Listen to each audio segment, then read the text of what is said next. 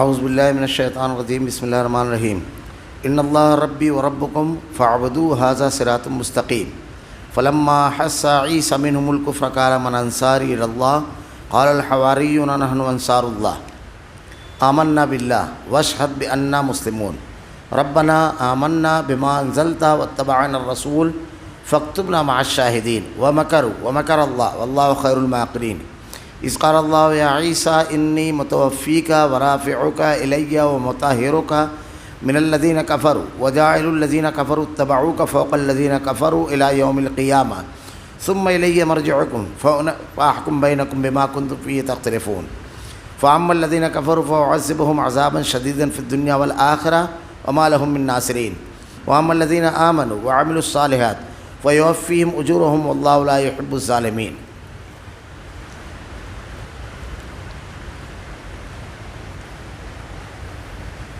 ذالک نتلو علیک من الآیات والذکر الحکیم ان مثل عیسیٰ عند اللہ کمثل آدم خلقہ من تراب ثم قال له کن فیکون الحق من ربک فلا تکن من الممترین۔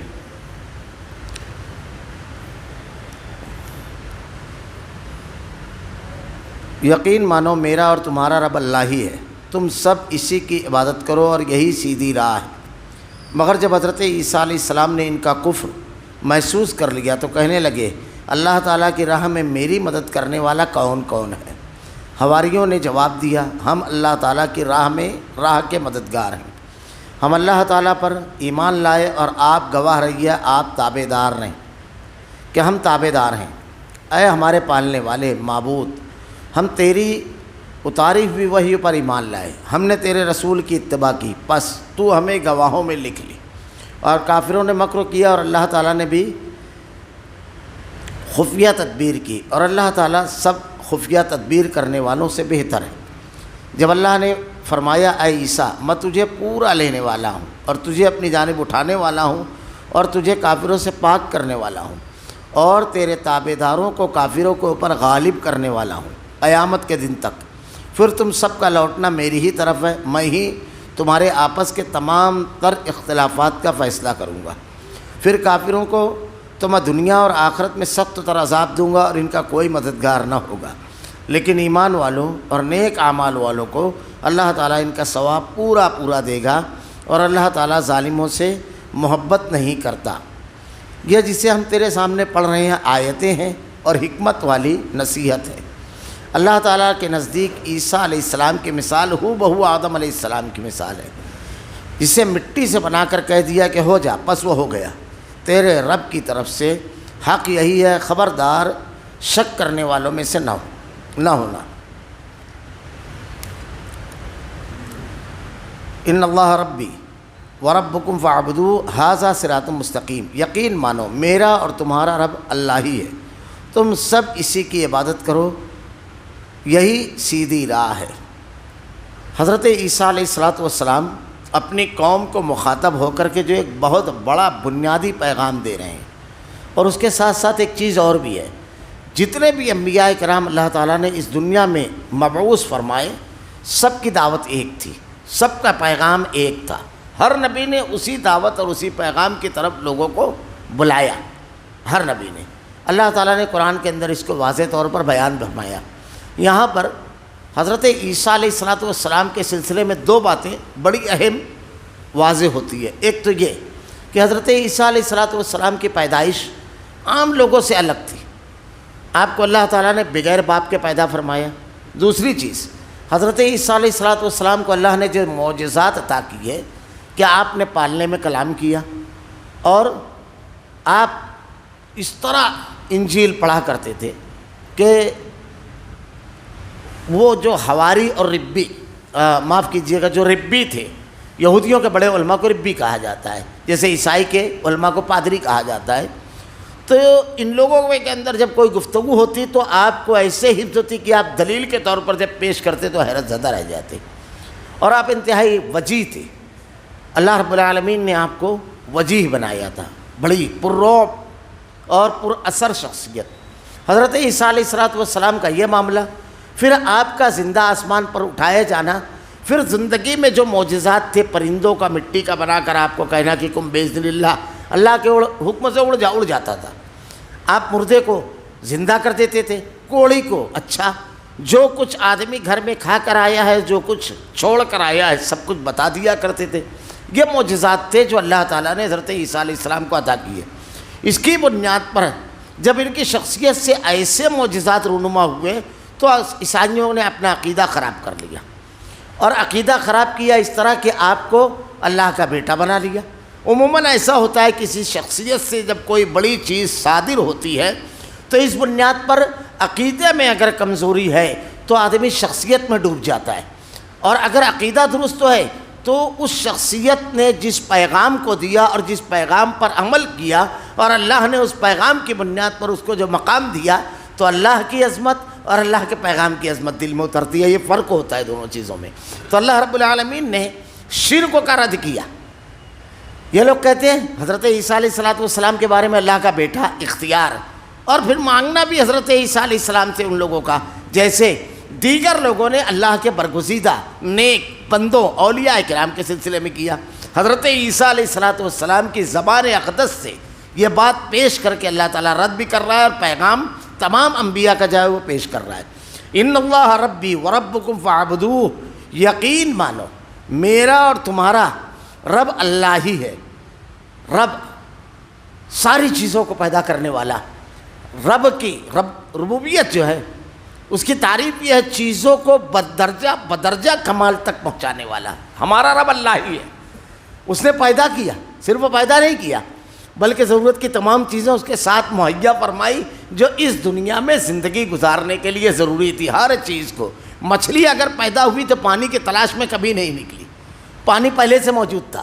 انسان اس دنیا کے اندر آیا تو ہوا کی تلاش میں نہیں جانا پڑا, پانی کی تلاش میں. خوراک حاصل کرنے کے لائق نہیں تھا تو ماں کے سینے میں خوراک رکھی اور ایسے جذبے ڈال دیے کہ اس کی غلاظت بھی انتہائی اپنائیت سے صاف کرتی ہے. یہ اسی رب العالمین کا انتظام و انصرام ہے. جانور کا جو بچہ ہوتا ہے تو جانور جب بچے کے پاس چلتا ہے تو اس کو اپنے کھر سے دباتا نہیں ہے. یہ اللہ رب العالمین کی حکمت بالغہ اور اس کا انتظام و انصرام ہے. تو اس نے سب کا رب اللہ رب العالمین ہے, ساری ضرورتوں کو دینے والا. تو پھر اب جب سب ضرورتیں اس نے پورا کر دی, اس وقت تو جب تمہارے پاس زبان نہیں تھی, بے زبان جانوروں کی, کیا تم نہیں دیکھتے؟ تمہارے پاس زبان تھی, ماں کے پیٹ میں تم مانگ سکتے تھے, بول سکتے تھے, ماں کے پیٹ سے باہر آئے جب تم بات کر سکتے تھے. ساری ضرورتیں اس وقت وہ رب پورا کرتا ہے بنا مانگے. جب تم مانگو گے تو کیا کرے گا؟ وہ تو کہتا ہے میرا بندہ جب میرے سامنے ہاتھ اٹھاتا ہے تو بڑی شرم آتی ہے اس کے ہاتھ کو خالی لوٹاتے ہوئے. اللہ کبھی بندے کے ہاتھ کو خالی نہیں لوٹاتا. اللہ سے بندہ نہ مانگے تو اللہ تعالیٰ ناراض ہوتا ہے. اللہ کے نبی صلی اللہ علیہ وسلم نے اسی لیے کہا ہر وقت دعا مانگنا چاہیے, ہر وقت. اور دعا جب بندہ مانگتا ہے تو دعا کے بارے میں بڑا غلط فلسفہ ہمارے یہاں جو مشہور ہے کہ نیک متقی لوگوں کی اللہ دعا قبول کرتا ہے. حالانکہ احادیث بڑی وضاحت کے ساتھ اس میں ہے. گنہگار مجرم آدمی جب اللہ کی جناب میں اپنے ہاتھوں کو اٹھاتا ہے تو اللہ رب العالمین فرشتوں سے کہتا ہے میرے بندے نے گناہ کیا, اس نے یہ جانا کہ اس کا ایک رب ہے جو اس کے گناہوں کو بخش دینے والا, معاف کرنے والا ہے. میرے عظمت و جلال, میری بڑائی اور کبریائی کی قسم میں نے اپنے بندے کو بخش دیا. اللہ کے نبی صلی اللہ علیہ وسلم نے ارشاد فرمایا استغفار, توبہ. اللہ تعالیٰ قرآن کے اندر کہتا ہے استغفروا ربکم انہ کان غفارا یرسل السماء علیکم مدرارا ویمددکم باموال وبنین. حضرت نوح علیہ السلام کن سے کہہ رہے ہیں؟ ولیوں سے نہیں کہا تھا. جو لوگ شرکوں میں ڈوبے ہوئے تھے ان سے کہتے ہیں کہ میری قوم کے لوگوں تم استغفار کرو. اور جب تم استغفار کرو گے تو اس کا بدلہ اور جزا کیا ہے؟ تم ایک عمل کرو گے, اس کے بدلے میں اللہ تعالیٰ تم کو کیا دے گا؟ تم توبہ کرو گے تو استغفروا ربکم انہ کان غفارا یرسل السماء علیکم مدرارا. اللہ تعالیٰ آسمان سے تمہارے اوپر موسلادھار بارش برسائے گا. وَيُمْدِدْكُمْ بِأَمْوَالٍ وَبَنِينَ, مال اور اولاد کے ذریعے اللہ تعالیٰ تم کو تمہاری مدد کرے گا. یعنی استغفار کرو گے تو بارش بھی ہوگی, مال بھی ملے گا, اولاد بھی ملے گی, تجارت بھی بڑھے گی, ہر چیز. اسی لیے مال کو بڑھانے اور رزق کو حاصل کرنے کے جو مختلف چیزیں بیان کی گئی ہے اس میں ایک بنیادی چیز ہے استغفار. کیونکہ استغفار سے اللہ تعالیٰ رزق میں اضافہ فرماتا ہے. اللہ کا سچا وعدہ ہے قرآن کے اندر. ایک چیز تقویٰ بھی ہے. اللہ تعالیٰ نے کہا وَلَوْ أَنَّ أَهْلَ الْقُرَىٰ آمَنُوا وَاتَّقَوْا لَفَتَحْنَا عَلَيْهِمْ بَرَكَاتٍ مِّنَ السَّمَاءِ، اس بستی کے لوگ اگر تقویٰ پرہیزگاری اختیار کرتے، برکات من السماء، اللہ تعالیٰ آسمان سے برکات کے دروازے کھول دیتا۔ اب ہمارے یہاں مندی جب آتی ہے تو ہم الگ الگ چیزیں، کہیں کوئی ورد کر رہا ہے آیت کریمہ کا، دیکھیے قرآن کی ایک آیت ہے، آیت کریمہ جس کو کہتے ہیں، حضرت یونس علیہ السلام کی دعا جو مشکل وقت میں آپ نے پڑھی تھی، جب آپ کے اوپر آزمائش امتحان ہوا اور اللہ نے نجات دیا آپ کو اس امتحان سے، مچھلی کے پیٹ سے نکالا، لا الہ الا انت سبحانک انی کنت من الظالمین، لیکن اللہ کے نبی صلی اللہ علیہ وسلم پہ اتنا مشکل وقت تو آیا، غزوہ خندق انتہائی مشکل وقت ہو، اللہ نے قرآن میں اس کی تصویر کھینچی ہے صحابہ کرام کے بارے میں کہ کیفیت کیا تھی، وَإِذ زَاغَتِ الْأَبْصَارُ وَبَلَغَتِ الْقُلُوبُ الْحَنَاجِرَ وَتَظُنُّونَ بِاللَّهِ الظُّنُونَ، دل حلق میں آ کر اٹک گئے، ایسی کیفیت۔ تو آپ نے کیا کیا اس وقت؟ کیا کیفیت تھی؟ ساری کوششیں جو کرنا چاہیے وہ کر رہے تھے، اور اللہ پر توکل، بھروسہ اور دعا مسلسل، وہ چیز کرنا چاہیے جو اللہ کے نبی نے کی، وہ نہیں جس کو اللہ کے نبی نے نہیں کیا۔ یہی چیز ہے بدعت، کل بدعت ضلالہ کل ضلالۃ فی النار، دین میں نئی چیز بدعت ہے، اور ہر بدعت گمراہی ہے، اور ہر گمراہی کا ٹھکانہ جہنم ہے۔ بارش نہیں ہو رہی، اللہ کے نبی نے کیا کیا؟ کیا کیا اللہ کے نبی نے؟ توبہ اور استغفار، نماز استسقاء، یہی کی۔ تو وہ چیزیں کرنا چاہیے۔ تو اللہ تعالیٰ اس میں پیغام دے رہا ہے، دیکھو کہ تم یقین مانو میرا اور تمہارا رب اللہ ہے، ساری ضرورتوں کو پورا کرنے والا، اس لیے مجھ کو اور تم کو دونوں کو کس کے سامنے جھکنا ہے؟ نبی اپنی بندگی میں لوگوں کو نہیں بلاتا ہے، کوئی نبی، آگے وہ بحث آنے والی ہے، قرآن میں اللہ نے کہا ہے کسی نبی کو اللہ نے نہیں پکارا بھیجا ہے جو اپنی بندگی کی دعوت دے ہوئے، نہ بندگی کی دعوت رب کی۔ اللہ کے نبی کیا کہتے ہیں؟ استغفار کرو، میں دن بھر میں 100 بار استغفار کرتا ہوں، جبکہ اللہ تعالیٰ نے آپ کو بخش دیا تھا۔ استغفار کے دوسرے بھی فائدے ہیں، اللہ تعالیٰ سب سے زیادہ خوش ہوتا ہے استغفار سے۔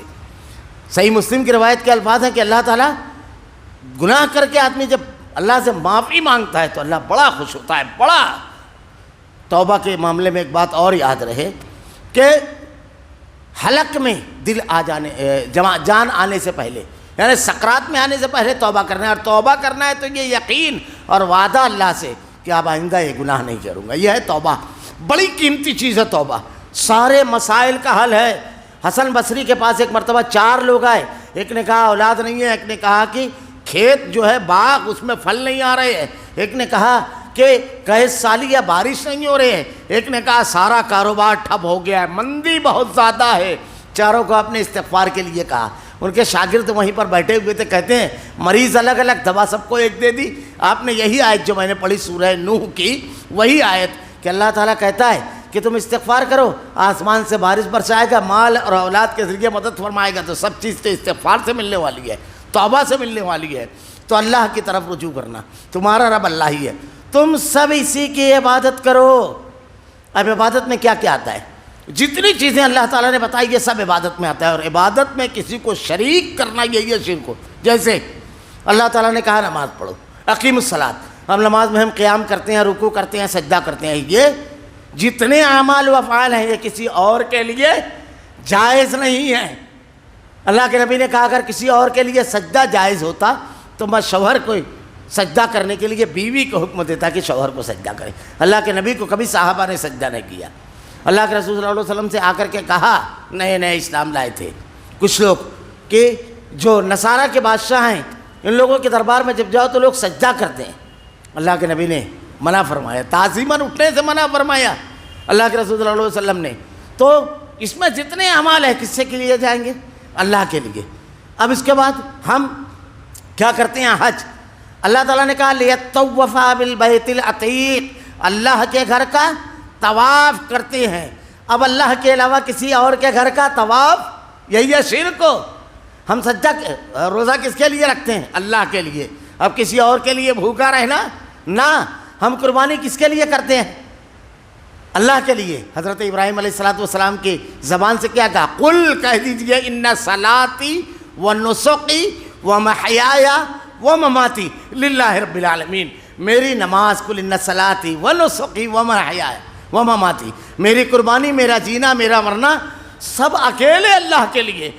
اب کسی اور کے لیے جانور قربان کرے آدمی، چاہے کسی کے آستانے پر، چاہے کسی اور کے نام پر. جیسے ہمارے یہاں بعض مرتبہ جہالت کی وجہ سے لوگ اس شرکوں میں مبتلا ہیں کہ کسی کے نام کا جانور چھوڑ دیتے ہیں. مشرکین مکہ 7واں پارہ پڑھ کے پوری بحث ہے. ما جعل اللہ من بحیرۃ ولا صائبۃ ولا وسیلۃ ولا حام.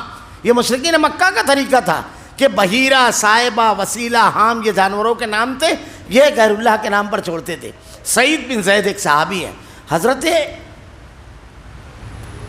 عمر رضی اللہ تعالیٰ عنہ کے بہنوئی اور آپ کے ماموزاد بھائی بھی تھے، سعید بن زید بن نفیل.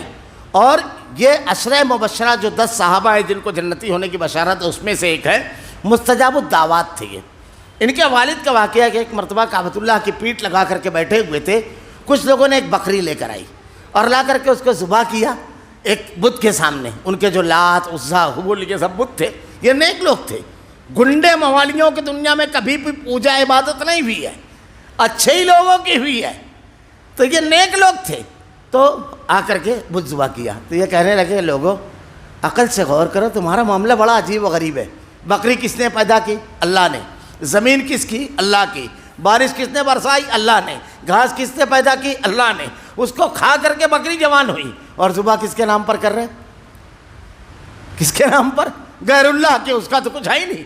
ذرے کے برابر بھی کوئی شخص کسی چیز کا مالک نہیں ہے تو اس کا نہیں ہے جب تو اس کے اوپر ذبح کیسے کر رہے ہو؟ تو حضرت عمر رضی اللہ تعالیٰ عنہ کے والد جو ان کے بہنوئی بھی تھے، بہنوئی تھے جو، تو انہوں نے ایک تماچا مارا اٹھ کر کے، خطاب، اور کہا اب اگر ایک لفظ تو بولا تو تجھ کو قتل کر دوں گا. یہ ان کے سالم تھے، زید بن نفیل، حضرت سعید بن زید کے والد. ایک تماچا مارا اور کہا اب ایک لفظ نکالا تو مار ڈالوں گا. یہاں پر اور چیز دیکھیے، ایک آدمی عقل کی بنیاد پر، فطرت کی بنیاد پر شرک کا رد کر رہا ہے، اور ایک آدمی اس سے روک رہا ہے کس بنیاد پر؟ طاقت کی. تو جو طاقت کا استعمال کرتے ہیں اپنے مذہب کے لیے وہ کون ہوتے ہیں؟ باطل ہمیشہ طاقت کا استعمال کرتا ہے. حق، اللہ نے کہا لا اکراہ فی الدین، دین میں کوئی زور زبردستی نہیں ہے. مانے نہیں تو نہیں مانے، تمہارے سامنے کھول کر پیش کر دیا گیا، اس کے بعد تمہاری مرضی. کوئی زور زبردستی نہیں ہے، اسلام میں زبردستی ہے ہی نہیں. تو یہ یہاں سے نکل گئے. اور پھر تاریخ میں واقعہ مشہور ہے کہ 3 لوگ جو اللہ کے نبی صلی اللہ علیہ وسلم سے پہلے شرک نہیں کرتے تھے، شرک سے بیزار تھے، اس میں سے ایک یہ تھے. تو نکل گئے توحید کی تلاش میں اور کہتے ہیں کہ ان کو قتل کر دیا گیا تھا. تو وہ جب ان کو قتل کیا گیا سفر ہی میں، تو ان کا آخری جملہ یہ تھا، آسمان کی طرف ہاتھ اٹھا کر کے کہتے ہیں کیا اس دنیا کو بنانے والے آئے سب کے مالک، میں نہیں جانتا تیری عبادت کیسے کی جائے گی، لیکن لوگوں کے شرک سے میں بری ہوں، ذمہ ہوں لوگوں کے شرک سے. یہ چیز بیان فرمائی انہوں نے. تو یہ کیا کہا؟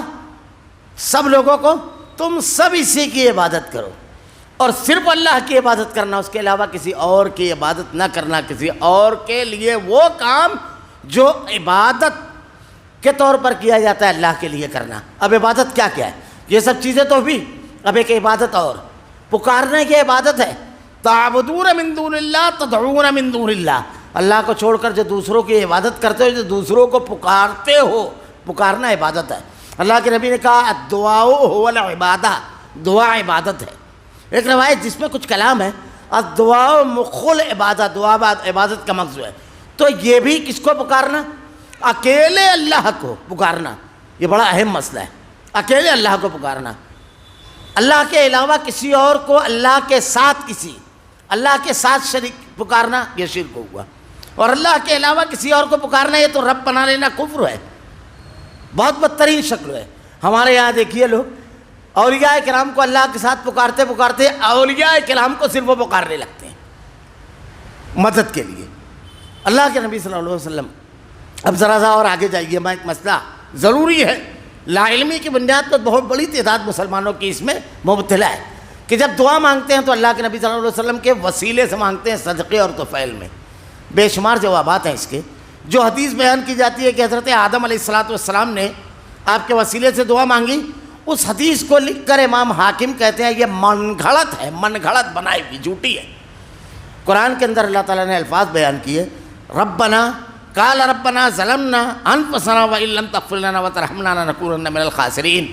حضرت آدم اور حوا نے کہا اے ہمارے رب، ہم نے اپنے آپ پر ظلم کیا، ظلمنا انفسنا اپنی نفس پر وَإِن لَمْ تَغْفِرْ لَنَا وَتَرْحَمْنَا تو ہم کو معاف فرما مغفرت کر اور ہم پر رحم فرما لَنَكُونَنَّ مِنَ الْخَاسِرِينَ اگر تو نے معاف نہیں کیا تو ہم بہت گھاٹے اور خسارے میں رہیں گے. یہ الفاظ ہیں جس کو کہہ کر کے دعا مانگی حضرت آدم علیہ السلام نے. یہ قرآن کے 8واں پارہ سورہ اعراف کی دوسری رکوع ختم ہونے سے ایک آیت دو آیت پہلے یہ الفاظ اللہ تعالیٰ نے نقل کیے. دوسری بات اللہ کے نبی صلی اللہ علیہ وسلم نے دعا کس چیز کی دعا نہیں بتائی ہے. 700 سے زیادہ دعائیں ہیں. کسی ایک دعا میں آپ نے نہیں کہا ہے کہ وسیلہ لگاؤ. ایک دعا میں صحیح حدیث سے کوئی ثابت نہیں کر سکتا کہ اللہ کے نبی کے وسیلے سے آپ نے.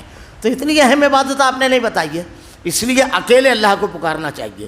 اللہ تعالیٰ نے سورہ جن میں ارشاد فرمایا فَلَا تَدْعُوا مَعَ اللَّهِ أَحَدًا, اللہ کو اکیلا کر کے پکارو, اکیلا. اللہ کے نبی کی جناب میں ایک مرتبہ ایک آدمی نے کہا جو آپ چاہیں اور اللہ چاہے. ہمارے یہاں بہت عام جملہ یہ, جو آپ چاہیں اور اللہ چاہے, جو آپ اللہ اور اس کا رسول بہتر جانے. یہ صحابہ جو کہتے تھے تو صحابہ اللہ کے نبی کے درمیان موجود تھے تو اللہ کے نبی ہی بہتر بتائیے. اب آپ جب نہیں موجود ہیں تو پھر اس کے بعد صحابہ کرام بھی یہ جملہ نہیں کہتے تھے. تو یہ ایک اللہ کے نبی کی جناب میں ایک شخص نے کہا جو آپ چاہیں اور اللہ چاہے. اللہ کے نبی نے کہا تم نے مجھ کو اللہ کے برابر کر دیا, اجعلتنی للہ ندا. یہ کہو اکیلا اللہ چاہے. اللہ کے چاہنے سے اس کو کون روک سکتا ہے؟ رب العالمین کو. وہ جو چاہے کرے, لیکن کسی بندے کو یہ اختیار ہے کہ اللہ کی مرضی میں شامل ہو جائے اور اپنی مرضی سے کروائے. استغفر اللہ. اللہ رب العالمین اپنے فیصلوں پہ تنہا خالق و مالک ہے اور کوئی نہیں ہے جو اس کے فیصلوں سے ذرا سا بھی ادھر ادھر کر سکتا ہے. قیامت کا منظر دیکھیے, 50,000 سال تک ہم سب اللہ کے جناب میں کھڑے رہیں گے میدان حشر میں. 50,000 سال حدیث میں آتا ہے. پھر اس کے بعد لوگ پریشان ہو کر حضرت آدم علیہ السلام کے پاس جائیں گے, کہیں گے کہ اللہ کی جناب میں درخواست کیجئے کہ اللہ ہمارا فیصلہ فرما رب العالمین, جو بھی فیصلہ ہے. حضرت آدم علیہ السلام کہیں گے آج اللہ اتنا غضبناک ہے کہ کبھی نہیں اتنا غضبناک رہا. کیونکہ حدیث میں اور قرآن پڑھیے کہ اللہ تعالیٰ قیامت کے روز 7 آسمانوں اور زمینوں کو اپنے ہاتھ میں لپیٹ لے گا. یوم نطوی السماء کطی السجل للکتب والارض قبضتہ جمیعا یوم القیامہ والسماء مطویات بیمینہ. 7 زمینوں اور آسمانوں کو اپنے ہاتھ میں لپیٹ کر اللہ تعالیٰ کہے گا این الجبارون این المتکبرون. کہاں ہے دنیا کے جبار, کہاں ہے دنیا کے متکبر؟ انا الملک, میں ہوں اللہ مالک. انا الملک, میں ہوں مالک. کسی کی زبان کوئی ایک آواز نہیں نکلے گی. بڑا غضبناک ہوگا. حضرت آدم علیہ السلام کہیں گے مجھ کو وہ غلطی یاد آتی ہے درخت کا پھل کھانے کی. آج اللہ بڑا غضبناک ہے, غصے میں کوئی فیصلہ کر دے گا تو میں تو ختم معاملہ میرا, میں آج نہیں زبان کھولوں گا. تم نوح کے پاس جاؤ. حضرت نوح علیہ السلام کو اپنی غلطی یاد آئے گی جو انہوں نے کہا تھا. وہ کہیں گے نا تم ابراہیم علیہ السلام کے پاس جاؤ. ابراہیم علیہ السلام کو 3 جھوٹ یاد آئے گا. حالانکہ قرآن نے نقل کیا ہے 2 جھوٹ. وہ جھوٹ تو لفظ کے معنی میں ہے, لیکن آپ دین کے لیے کیا تھا آپ نے, یعنی بتوں کو توڑا اور کہا بڑے بت نے توڑا ہے, سمجھانے کے لیے کیا تھا. لیکن غضب اللہ کا ایسا ہوگا کہیں گے نہ. پھر حضرت موسیٰ علیہ السلام کے پاس جائیں گے, وہ اپنی غلطی پیش کریں گے. سارے انبیاء سے ہوتے ہوئے محمد الرسول اللہ صلی اللہ علیہ وسلم کی جناب میں جائیں گے. اللہ کے نبی صلی اللہ علیہ وسلم جن کے بارے میں اللہ نے کہا لِيَغْفِرَ لَكَ اللَّهُ مَا تَقَدَّمَ مِن ذَنبِكَ وَمَا تَأَخَّرَ, کہ تیرے اگلے اور پچھلی ساری غلطیاں میں نے بخش دی, ساری قرآن میں. تو اللہ کے نبی صلی اللہ علیہ وسلم جب جائیں گے تو جو ہم لوگ نماز اذان کے بعد دعا پڑھتے ہیں اللہم رب هذه الدعوة التامة والصلاة القائمة آت محمدا الوسیلہ والفضیلہ وابعثه مقاما محمودا الذی وعدتہ. تو اس میں مقام وسیلہ جو ہے ایک مقام ہے جو صرف ایک بندے کو اللہ عطا کرے گا, ایک. اور اللہ کے نبی صلی اللہ علیہ وسلم نے ارشاد فرمایا تم یہ دعا پڑھو, مجھے امید ہے کہ اللہ وہ مقام مجھ کو عطا کرے گا. لہ الحمد, قیامت کے روز تعریف. تو اللہ کے نبی صلی اللہ علیہ وسلم کہتے ہیں میں اللہ کے جناب میں جب جاؤں گا تو آپ کچھ نہیں کہیں گے, اللہ اتنا غضبناک ہوگا. اللہ اکبر. اللہ کی عظمت, اللہ کی بڑائی اور کبریائی دل میں اترنا چاہیے آدمی کے. محبت ہوتی ہے, گناہوں سے خوف ہوتا ہے, ایک عربی دیہاتی کیسی محبت ہوتی ہے اللہ سے، کیسی اللہ کا خوف ہوتا ہے۔ حضرت عثمان ذو النورین رو رہے ہیں کتنی مرتبہ، ایک مقام پر کھڑے ہو کر اللہ کے نبی نے 6 مرتبہ جنتی ہونے کی بشارت دی ایک مقام پر۔ اور جو مقام، جو ایک چیز حضرت عثمان ذو النورین رضی اللہ تعالیٰ عنہ کو حاصل ہے کسی کو نہیں اور قیامت تک نہیں مل سکتی، وہ کیا ہے؟ ایک نبی کی 2 بیٹیاں آپ کے عقد میں آئیں، اور اللہ کے نبی نے دوسری بیٹی کا جب عقد ہوا اور اس کی وفات ہوئی تو کہا 10 ہوتی تو یکے بعد دیگرے عثمان کو دیتا رضی اللہ تعالیٰ عنہ۔ رو رہے ہیں۔ حضرت نائلہ کہتے ہیں کیوں رو رہے ہو؟ کہا اللہ کے سامنے جواب دہی کے خوف نے یہ، اور محبت اللہ سے کیسی پیدا ہوتی ہے۔ ایک دیہاتی آ کر اللہ کے نبی سے کہتا ہے اللہ کے رسول سوال و جواب کون کرے گا قیامت کے روز؟ اللہ کے نبی صلی اللہ علیہ وسلم نے ارشاد فرمایا اللہ۔ تو کہتے ہیں دیہاتی کہتے ہیں تب مجھ کو کوئی پرواہ نہیں ہے، مجھ کو کوئی پرواہ نہیں تب۔ کیوں؟ کہ وہ بڑا رحیم و کریم ہے۔ ما یفعل اللہ بعذابکم ان شکرتم وآمنتم، اللہ تم کو عذاب دے کر کیا کرے گا اگر تم شکر گزار اور ایمان والے بن جاؤ۔ لا تقنطوا من رحمت اللہ، اللہ کی رحمت سے نا امید نہ ہو۔ اللہ کے نبی ایک صحابی کے پاس گیا، بالکل آخر وقت تھا۔ آپ نے پوچھا کیا محسوس کر رہے ہو؟ کہا خوف اور امید، گناہوں کا خوف، اللہ کی رحمت کی امید۔ کہا کامیابی ہے، یہی کیفیت ہے جو کامیابی کی طرف ہے۔ گناہوں کا خوف پیدا ہوتا ہے، اللہ کا عذاب سے گناہ سے رکتا ہے، اور محبت اللہ کی اتنی بڑھتی ہے اس رحیم و کریم کے رحمت کی سے امیدوار ہوتا ہے۔ اور قیامت کے روز اللہ تعالیٰ نے کیا فرمایا اپنے نبی کے ذریعے؟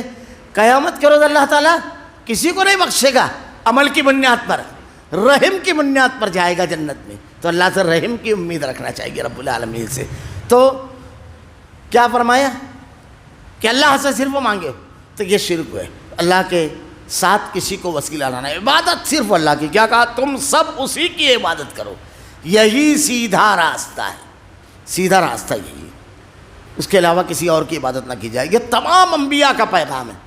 فلما حس عیسی منہم الکفر قال من انصاری اللہ قال الحواریون نحن انصار اللہ آمنا باللہ واشہد بأننا مسلمون۔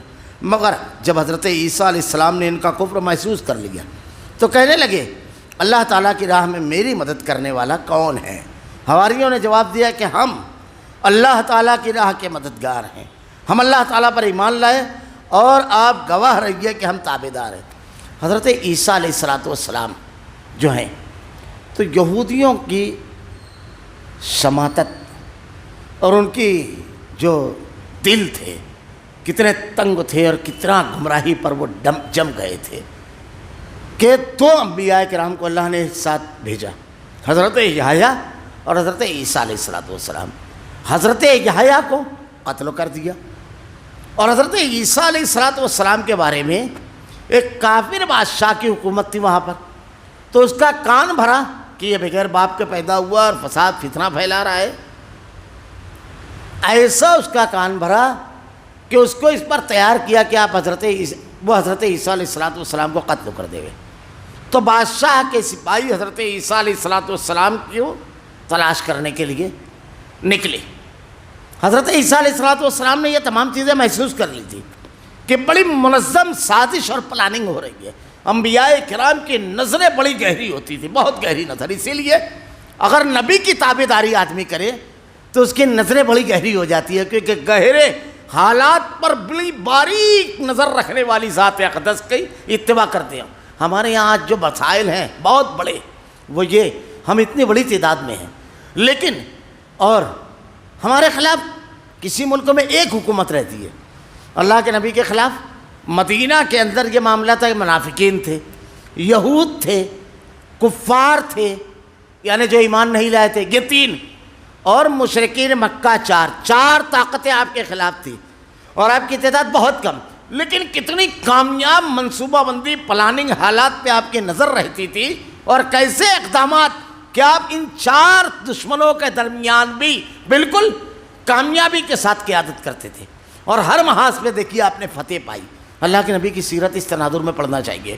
آج ہمارا مقابلہ ہوتا ہے تو ہم لوگوں کے لیے تکلیف اور پریشانی کا سبب ہوتا ہے، معاشی محاذ، اقتصادی محاذ، اخلاقی محاذ، جماعتی قوت کا اتحاد و اتفاق کا محاذ، ہر جگہ اللہ کے نبی کی قیادت دیکھیے۔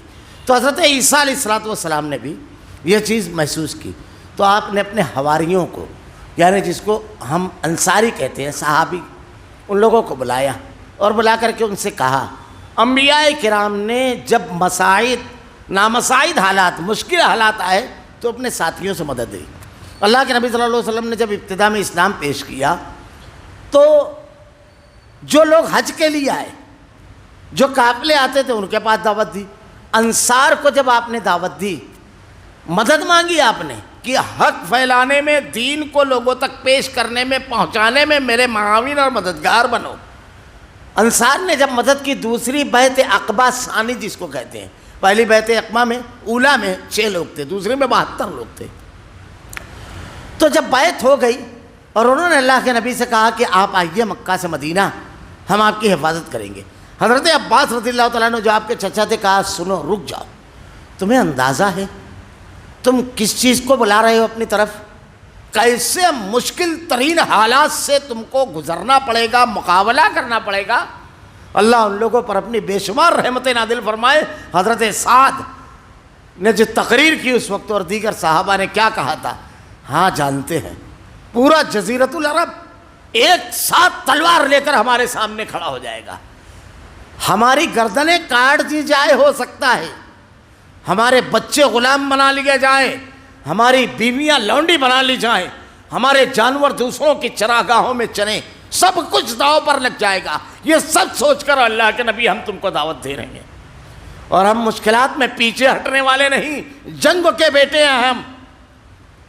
بدر کے میدان میں کہا تھا کہ اللہ کے نبی آپ کو جو فیصلہ کرنا ہے کیجئے، کل وہ جوہر ہمارے آپ کو دکھیں گے کہ انشاءاللہ اللہ آپ کی آنکھوں کو ٹھنڈا کر دے گا، ہم مسکراتے ہوئے جان دینے والے ہیں، قربان ہو جانے والے ہیں۔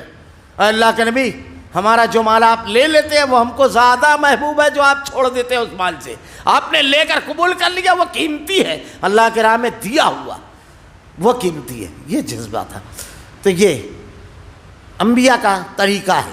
عام لوگوں سے مدد مانگنا یہ شرک نہیں ہے۔ شرک کیا ہے؟ ما فوق الاسباب طریقے سے، جو موجود ہی مر چکا ہے، جس کے کپڑے خود تم نے اتارے، خود بیچارہ غسل نہیں کر سکتا تو تم نے غسل دیا، تم نے اس کو کفن دفن دے کر کے قبر میں ڈالا، اب اس کے سارے معاملات ختم ہو گئے، تم اس سے مدد مانگ رہے ہو۔ ما فوق الاسباب سے نہیں، اسباب کی بنیاد پر مدد مانگنا اس کی دلیلیں ہیں، یہ شرک کا رد ہے۔ تو آپ نے جب اپنے ساتھیوں سے کہا تو ساتھیوں نے یقین دلایا، اور دیکھیے یہاں پر عقیدے کی کتنی زبردست بحث ہے۔ یہ قرآن ہے، قرآن اتنے چھوٹے چھوٹے جملے، سمندر کوزوں میں جمع ہو جاتا ہے، کوزے کے اندر سمندر جمع رہتا ہے۔ علوم معارف کے خزانے ہیں اس کتاب میں۔ اب دیکھیے حضرت عیسیٰ علیہ السلام کے ساتھیوں نے کہا ہم یقین دلاتے ہیں، ایک کمرے میں بیٹھے ہوئے تھے کہ ہم آپ کے ساتھ رہیں گے۔ اب دیکھیے آگے کیا کہتے ہیں وہ جملہ، اللہ پر ایمان لانے اور آپ گواہ رہیے ہم تابع دار ہیں، تابع داری کرنے والے ہیں۔ اب اس کے بعد دیکھیے ربنا آمنا بما انزلت واتبعنا الرسول فاکتبنا مع الشاہدین۔ یہ پورا منہج جس کو کہتے ہیں نا، عقیدہ اور عبادات کا طریقہ کیسا ہونا چاہیے، منہج کس کو کہتے ہیں، یہ پورا بیان کر دیا گیا۔ اے ہمارے پالنے والے معبود، یہ دعا مانگ رہے ہیں، ربنا آمنا، ہم نے تیری اتاری ہوئی وحی پر ایمان لائے، بما انزلتا، جو کچھ تو نے آسمان سے اتارا اس پر ہم ایمان لائے۔ یہ اعلان کر رہے ہیں یہ ہمارا، جس چیز کو ہم مانتے ہیں سن لو، کسی اور کی نہیں، دنیا میں لوگوں کے دماغ کی نکلی ہوئی نہیں، کسی متقی شخصوں کی عادات و اطوار کی نہیں، اتباع کی۔ کس کی اتباع کی؟ جو آسمان سے تو نے جبرائیل کے ذریعے بھیجا، کیونکہ اللہ نے کیا کہا پہلے پارے میں، قُلْنَا اهْبِطُوا مِنْهَا جَمِيعًا فَإِمَّا يَأْتِيَنَّكُم مِّنِّي هُدًى فَمَن تَبِعَ هُدَايَ، ہدایت میں بھیجوں گا، تم اس کی پیروی کرنا، لوگوں کی نہیں، آسمان سے جو اتری اس کی وحی کرے۔ اللہ کے نبی نے کہا اِنْ أَتَّبِعُ إِلَّا مَا يُوحَىٰ، میں صرف وہ وحی کی اتباع کرتا ہوں۔ بڑی زبردست بات ہے، اس پر صرف غور کیجیے۔ ساری چیزیں بدعات اور اللہ کے نبی کے علاوہ کسی اور کی اطاعت سب رد ہو جاتا ہے اس ایک آیت میں۔ دیکھیے کیا کہتے ہیں، جو تو نے ہم تیری اتاری ہوئی وحی پر ایمان لائے، واتبعنا الرسول، ہم نے تیرے رسول کی اتباع کی، ہم نے تیرے رسول کی اتباع کی۔ ذرا سا غور کیجئے، جب یہ کہہ دیا ربنا آمنا بما انزلتا، جو کچھ تو نے اتارا اس کو مانا. تو اب یہ واتبعنا الرسول کیوں کہا گیا آگے؟ کیوں؟ اللہ جانتا تھا قیامت تک ایک چیز چلے گی کہ آپ نبی کو چھوڑ کر جب کسی اور کو مانو گے تو کیا بولا جائے گا؟ جب آپ اس کو سمجھاؤ گے کہ دیکھو نبی کو ماننا ہے، کلمہ آپ نے کیا پڑھا، لا الہ الا اللہ محمد الرسول اللہ، تو صرف وہ نبی کو مانو. امام، ولی، صوفی، محدث، فقیہ یہ سب نہیں ہے. تو وہ کیا کہے گا؟ یہ بھی تو قرآن حدیث بتاتے ہیں نا، یہی بولے گا نا جواب. یہ اس کا جواب ہے. حواریوں نے کیا کہا؟ ہم تیری اتاری ہوئی وحیوں کو کہاں سے لیتے ہیں؟ واتبعنا الرسول، رسول سے لیتے ہیں. میں نے اس سے پہلے ایک بات کہی ہے بار بار، اتباع کا لفظ اور اطاعت یہ دونوں قرآن میں ہیں، لیکن اطاعت کا لفظ اللہ اور اس کے رسول دونوں کے ساتھ ہے. جیسے اطیعوا اللہ و اطیعوا الرسول، ومن یطیع الرسول فقد اطاع اللہ، دونوں کے ساتھ ملے گا آپ کو. لیکن اتباع کا لفظ صرف رسول کے ساتھ. دونوں کے معنی میں ایک فرق یہ ہے، اطاعت کے معنی ہوتا ہے فرما برداری کرنا، ماننا، تسلیم کرنا، اپنے آپ کو جھکا دینا، یہ ہوتا ہے. اور اتباع کے معنی میں نقالی کا معنی پایا جاتا ہے. یعنی نقالی ہو بہو، کاربن کاپی جس کو ہم کہیں گے نا، ہو بہو کرنا، اس کو کہا جاتا ہے اتباع. یہ نبی کے ساتھ ملے گا آپ کو، اللہ کے ساتھ نہیں ملے گا یہ لفظ. تو کیا کہا؟ واتبعنا الرسول. اب جو تو نے آسمان سے نازل کیا یہ کس کے، کون اس کے اوپر عمل کیا سب سے پہلے؟ رسول نے. تو کہاں سے لیں گے؟ کہاں سے لیں گے؟ رسول کے پاس سے.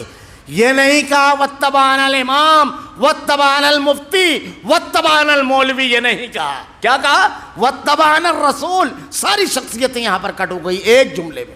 بہت اہم چیز ہے. حواریوں نے کیا کہا؟ واتبعنا الرسول. تو کس کی اتباع کرنا ہے؟ صرف وہ رسول کی. کلمے کا معنی یہی ہے، لا الہ الا اللہ، اللہ کے سوا کوئی عبادت کے لائق نہیں، اکیلا ہے وہ. محمد الرسول اللہ، رسول کے سوا کوئی اطاعت کے لائق نہیں، وہ بھی اکیلا ہے. معصوم کون ہے؟ معصوم عن المعصیات محمد الرسول اللہ. دوسرے سے غلطی ہو سکتی ہے، اسی لیے اللہ نے اسوہ صرف رسول کو بنایا ہے، رسول کے طریقے پر صرف وہ چلنا. تو کیا کہا؟ واتبعنا الرسول. اب جب یہ جملہ کہہ دیا کہ اللہ تیری نازل کرتا جو وحی ہے وہ رسول سے لیتے ہیں، واتبعنا الرسول، رسول کی اتباع کرتے ہیں.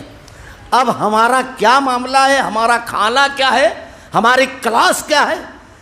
ہم کون ہیں؟ آگے کہتے ہیں فاکتبنا مع الشاہدین. بس تو ہمیں گواہوں میں لکھ دے.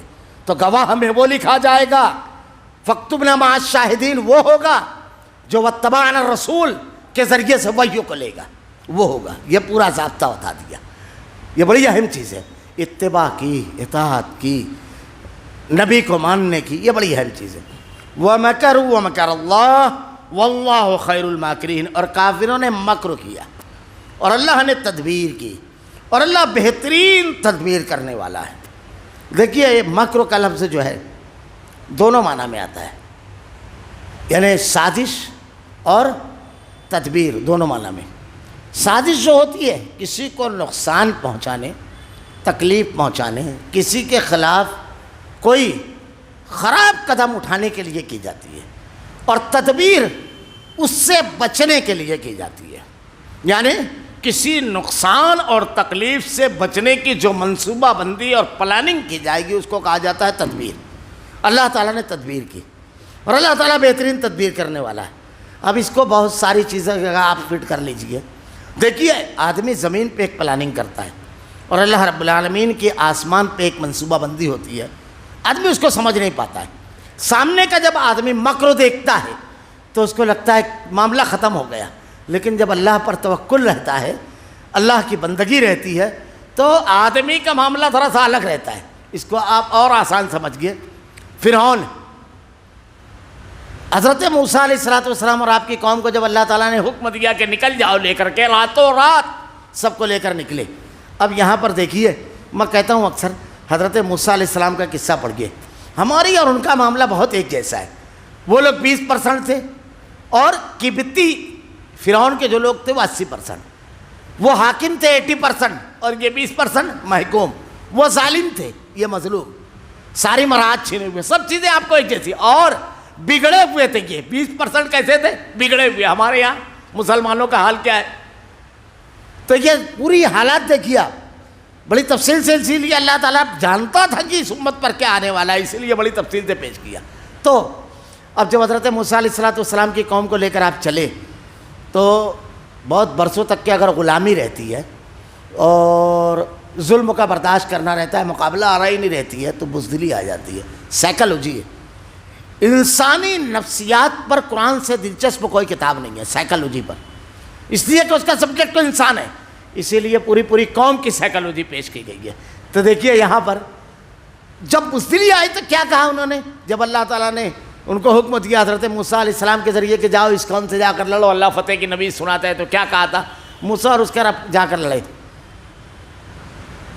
اِنَّا ہَوْنَا قَائِدٌ، جب فتح ہو جائے گی تو ہم کو بلا دینا، تو لڑنے سے بھاگتے ہیں۔ جیسے ہمارے یہاں آج بزدلی آ گئی ہے، مقابلہ آرائی کی ہمت ہی نہیں، آدمی انتظار میں ہے کہ آسمان سے کوئی دیومالائی مخلوق نکلے اور مسائل کو حل کرتے ہوئے، نہ ذالک بأن اللہ لم یکن مغیرا نعمتا انعمہا علی قوم حتی یغیروا ما بانفسہم۔ قرآن اصول اور دستور کی کتاب ہے، اس کے اصولوں کو جو فالو کرے گا وہ کامیاب ہوگا۔ کبھی کبھی ہم دیکھتے ہیں غیر مسلم اس کو فالو کرتا ہے، تعلیم کی طرف جا رہا ہے، ہم لوگ اس کی طرف محنت نہیں کر رہے، وہ کامیاب ہو رہا ہے۔ متحد ہے اگر کوئی کام وہ کامیاب ہوگی، کیونکہ اتحاد کی برکتیں قرآن نے بیان کی ہے۔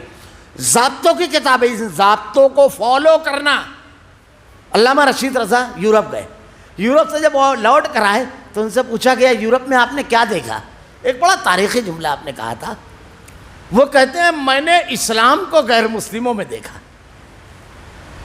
ڈسپلن، وقت کی پابندی، زندگی میں منصوبہ بندی، صاف صفائی، یہ تمام چیزیں جو دیکھے تو یہ تو اسلام کی تعلیمات تھی جو وہ نظر آ رہی تھی، تو اسلام نے ضابطے عطا کیے ہیں۔ تو حضرت موسیٰ علیہ السلام کی قوم کا معاملہ بھی ایسے ہی تھا۔ اب دیکھیے ایک تدبیر زمین پر چلتی ہے، ایک تدبیر آسمان پر۔ حضرت موسیٰ علیہ السلام پوری قوم کو لے کر نکلے، آپ جب دریا کے کنارے گئے فرعون کو خبر دی گئی، کہا اچھا میں تو اسی انتظار میں تھا، ابھی تک بچوں کو مار رہا تھا، پوری نسل ہی ختم کر دیں گے، چلو ٹھیک ہے جانور کاٹو، اس کی کلیجی تیار کرنے سے پہلے لشکر تیار ہونا چاہیے۔ لشکر تیار ہوا، لشکر لے کر نکلا۔ اب یہ کس لیے نکلا ہے؟ یہ سب کو ختم کرنے نکلا ہے۔ آسمان پہ ایک تدبیر رب العالمین نے کی، ایک تدبیر اس کی ہے۔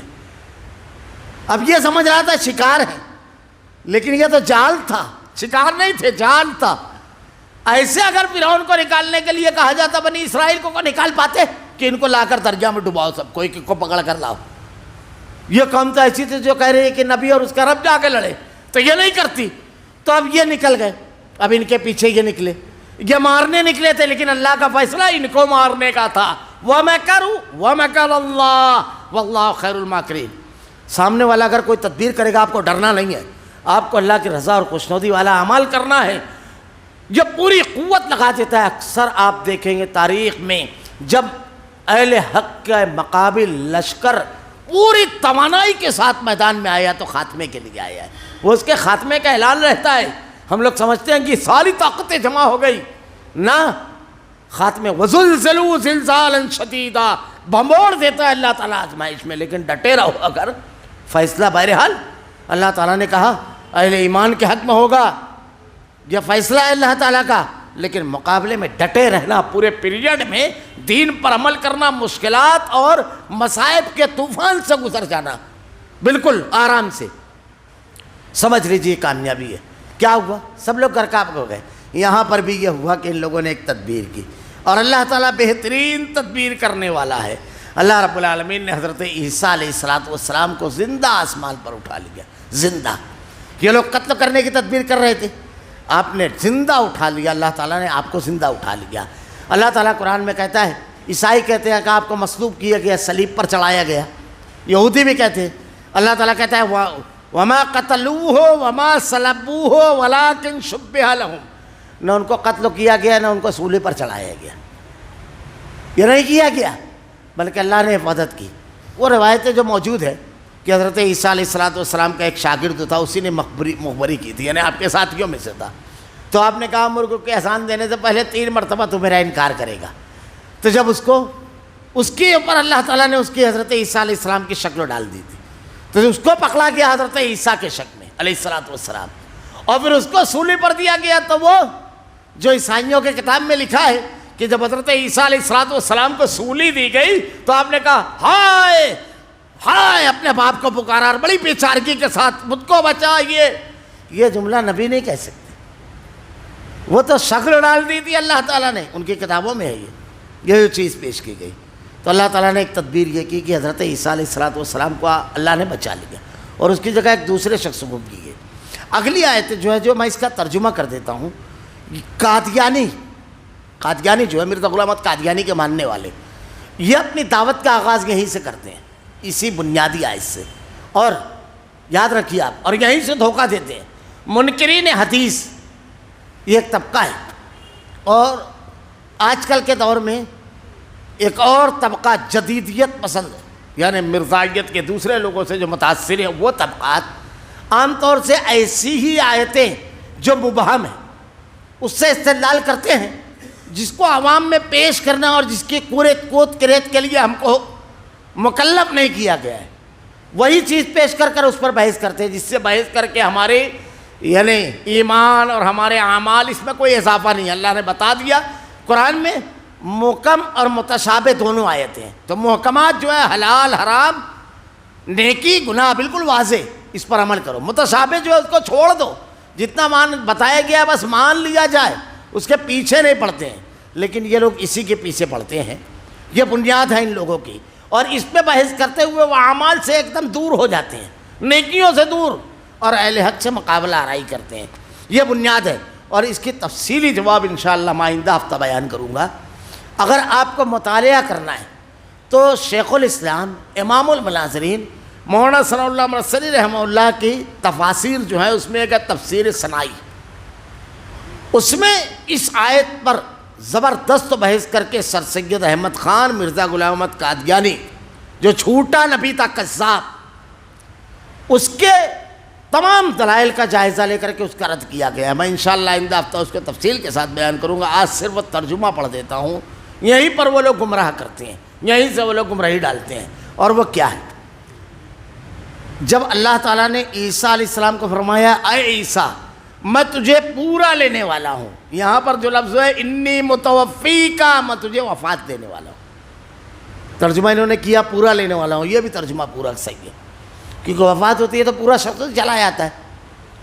تو اس کے بعد ارشاد فرمایا ورافعوکا، اور تجھے اپنی جانب اٹھانے والا ہوں، ومطہروکا، اور تجھے کافروں سے پاک کرنے والا ہوں. تین چیزیں یہاں بیان کی گئی ہے. اللہ تعالیٰ وفات دے گا، اٹھائے گا اور پاک کرے گا. بس یہیں پر وہ لوگ مغالطہ دیتے ہیں. میں اس کو تفصیل آئندہ ہفتہ بیان کروں گا، حالانکہ اس کے بے شمار جوابات ہیں. اللہ تعالیٰ نے یہ جو بیان فرمایا ہے تو موت اس سے مراد نہیں ہے، اور موت مراد بھی ہے تو وہ کیا ہے، کب دے گا وہ موت؟ ابھی حضرت عیسیٰ علیہ السلام دوبارہ اس دنیا میں آئیں گے اور دجال کا قتل کریں گے، اور اس کے بعد ساری دنیا میں اہل ایمان ہو جائیں گے، ساری دنیا میں یاجوج ماجوج کے نکلنے کے بعد. اور پھر ساری دنیا میں جب اہل ایمان ہو جائیں گے تو پھر سب اہل ایمان کا جب خاتمہ ہوگا تو اس وقت تو دنیا میں قیامت قائم ہوگی جب کوئی ایمان والا نہیں رہے گا. بلکہ آپ احادیث وغیرہ پڑھیں تو اللہ کے نبی نے ایک روایت بیان کی، یعنی مکۃ المکرمہ ویران ہو جائے گا، ویران ہو جائے گا. اللہ کے نبی نے کہا گویا میں اپنی آنکھوں سے دیکھ رہا ہوں ایک بس توقت وحشی حبشی جو ہے چھوٹی پنڈلیوں والا کعبہ کو ڈھا رہا ہے، ڈھا دیا جائے گا کعبہ کو. قیامت جب واقع ہوگی تو اس کی تفصیلات انشاءاللہ میں آئندہ ہفتہ بیان کروں گا. یہ حضرت عیسیٰ علیہ السلام کے بعد کا دور ہے، قیامت کے آنے سے پہلے جو ہوگا دور. جن لوگوں کو پر قیامت آئے گی، برائی کا معاملہ یہ رہے گا کہ ایک آدمی سڑک پر زنا کرے گا اور ان میں بہت اچھا آدمی کیا جملہ کہے گا جانتے ہو؟ وہ کہے گا ذرا سا کنارے ہو جانا تھا تجھ کو، تھوڑا آڑ میں، یعنی برائی سے نہیں روکے گا. وہ یہ کہے گا ذرا سا یہ کنارے کرنا تھا تجھ کو. بہت اچھا آدمی جو اس میں رہے گا. تو انشاءاللہ اس کی تفصیلات بتاؤں گا. ابھی صرف ترجمہ پڑھ دیتا ہوں کہ اللہ کیا کیا کرے گا. یہاں پر جو پہلے وفات پھر اٹھانا کہا گیا ہے قرآن میں، یہ ترتیب کئی جگہ ہے. میں نے اس سے پہلے آیت پیش کی حضرت مریم کے واقعے میں. اللہ نے کہا وَاسْجُدِي وَارْكَعِي، سجدہ اور رکوع کرنے والوں میں ترتیب تھی. وہاں پر پہلے کیا آتا ہے؟ پہلے کیا آتا ہے؟ رکوع. اللہ نے پہلے کیا پیش کیا؟ سجدہ، ترتیب وہیں توڑ دی۔ اللہ تعالیٰ نے کہا قرآن کے اندر کہ تم ایمان لاؤ اور شرک کو چھوڑ دو، تو پہلے ایمان لائیں گے، نماز قائم کریں گے، اقیموا الصلاۃ ولا تکونن من المشرکین، نماز پڑھیں گے اور پھر شرک کو چھوڑیں گے نا۔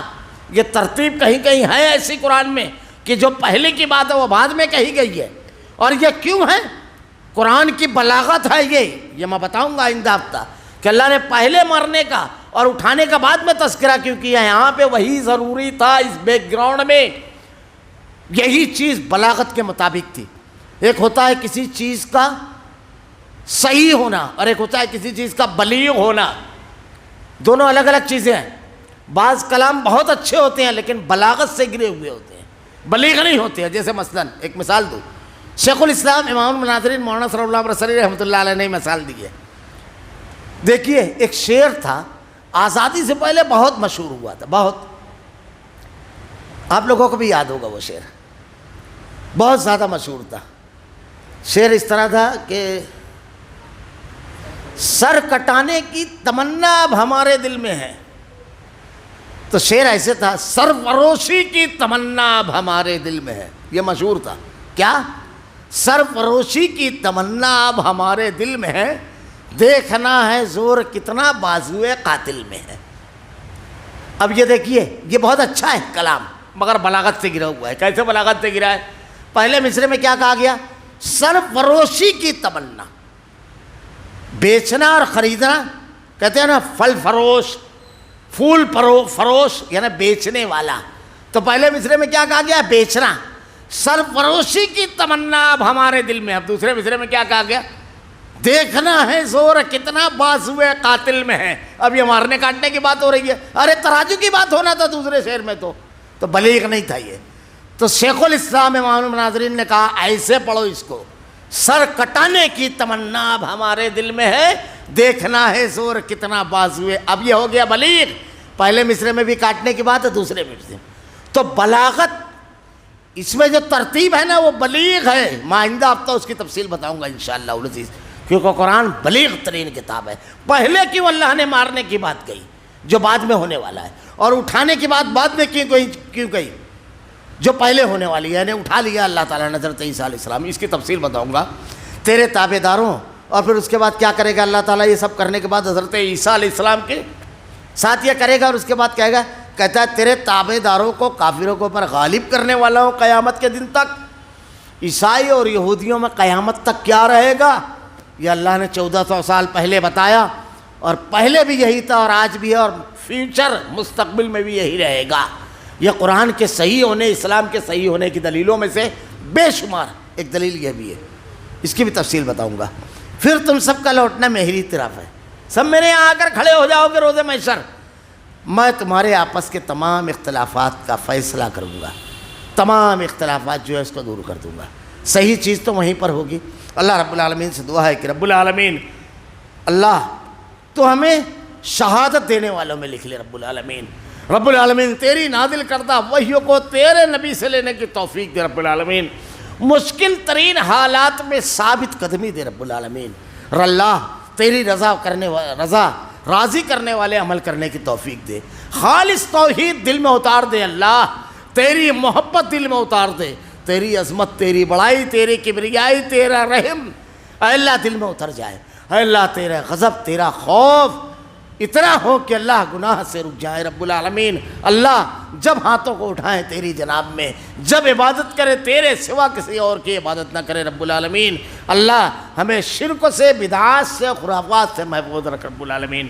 اللہ تیرے کلام کی آیتیں اور تیرے نبی کی احادیث کو ہمارا کردار و عمل بنا دے، ہمارا خاتمہ ایمان پر فرما۔